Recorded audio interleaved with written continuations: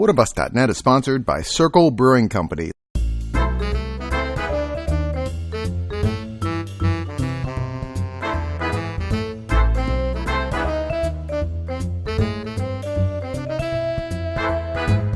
So South by Southwest, one of the many things that South by has to offer is a gaming expo where they set up a bunch of board games, card games, and of course, video games. South by Southwest now includes everything with music, interactive, film, comedy. Yeah. Sports. Still no porn, though. And gaming. Oh, yeah, porn.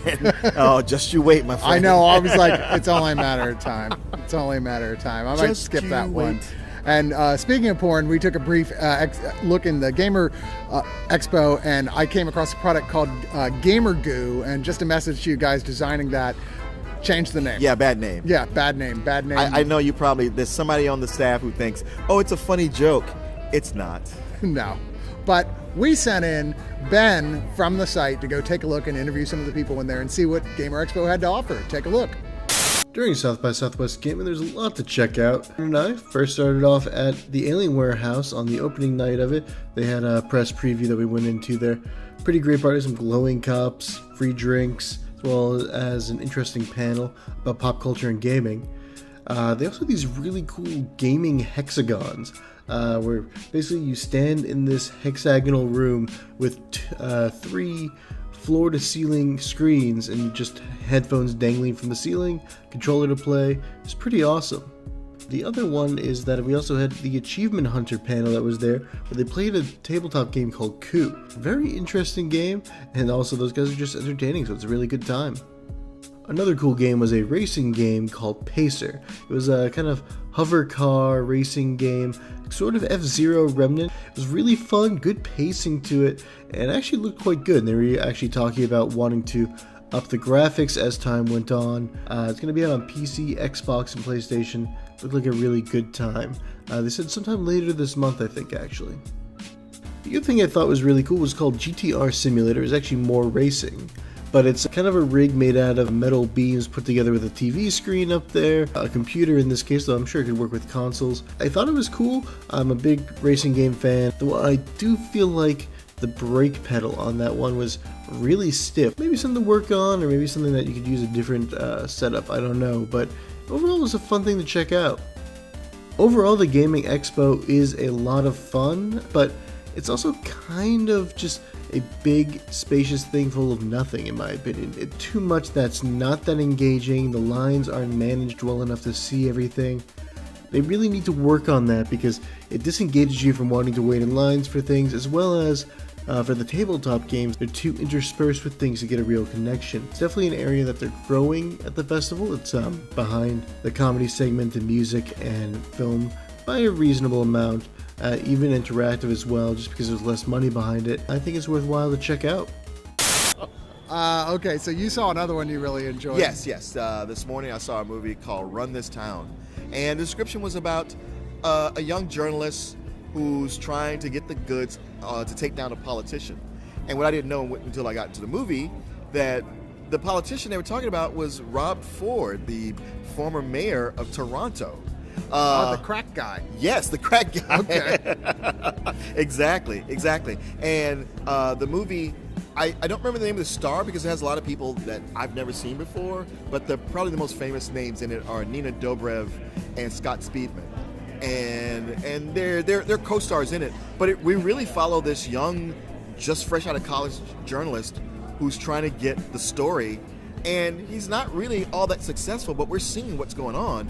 And like I said, I wish I had a chance to look up these actors. But you got an actor who plays Rob Ford, and he's very obviously wearing a fat suit, but he's able to act outside of that fat suit to bring forth a Rob Ford. Where here in America, we heard the stories of the crack mayor and how he was a populist candidate, and you go like, oh, well, what a cool guy that he can run this town and smoke crack. You get to see what it's like to work for a guy who's a blackout drunk and an angry drunk. And sure, all the people love him because he'll shake everybody's hand, but working for him is a nightmare. It's really all about, what it took to take him down. And unlike so many movies that are about the crusading journalists, it manages to avoid almost all those cliches. I nearly didn't go see this movie just because, and I'm so glad I did. It's been my favorite film at South by Southwest so far. I know you weren't as crazy about it as I was, but The Art of Self-Defense was one of my favorite movies that I saw at South by Southwest this year. This features Jesse Eisenberg as a very meek office mouse who works as an accountant because of course he does. And he's totally not respected by anybody around him that he works with. And one day he's going out to get some dog food and he is attacked by a group of motorcycle helmeted thugs who beat him to the hospitalization. They leave him for dead. Yes. And the next day he wakes up, or days later, he wakes up in the hospital and his boss is like, hey, look, take as much time as you need. He is tired of being this person he's afraid to even go into the house. He's afraid of the world. So he stumbles across a martial arts studio and he goes in and watches and is like, yes, I want to sign up for this. And he gets all in. Brother gets all in. He's like, I want this. I want to do this.